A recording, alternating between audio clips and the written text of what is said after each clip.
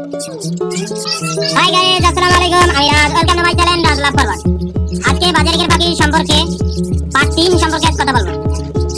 ছোট লাঠি দেওয়া যাবে না, বসার লাঠি হতে হবে কাঠের বা বাঁশের চটা।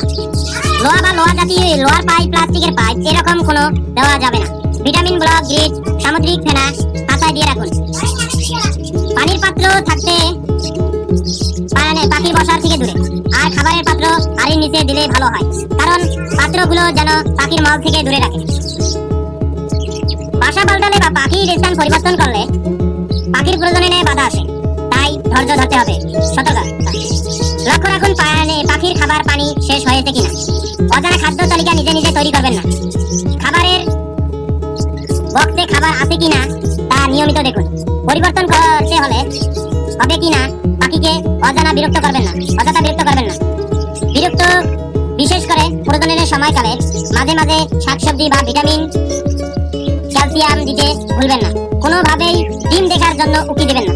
গরমের সময় একবার অথবা অনেক গরম পড়লে পানি স্প্রে করুন। টিকটিকি বা তেলাপোকা এড়াতে নেটথলি দিয়ে রাখুন খাঁচার আশেপাশে।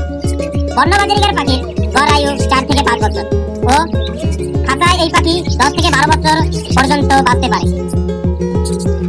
বন্ধুরা, ভিডিওটি যদি ভালো লেগে থাকে তাহলে লাইক বাটনে ক্লিক করুন, কমেন্ট করুন, শেয়ার করে আপনাদের বন্ধুদের জানার সুযোগ করে দিন। আর আমার চ্যানেলটি যদি নতুন হয়ে থাকেন, আমার চ্যানেলটিকে সাবস্ক্রাইব করুন এবং পাশে থাকা বেল বাটনটি বাজিয়ে দিন।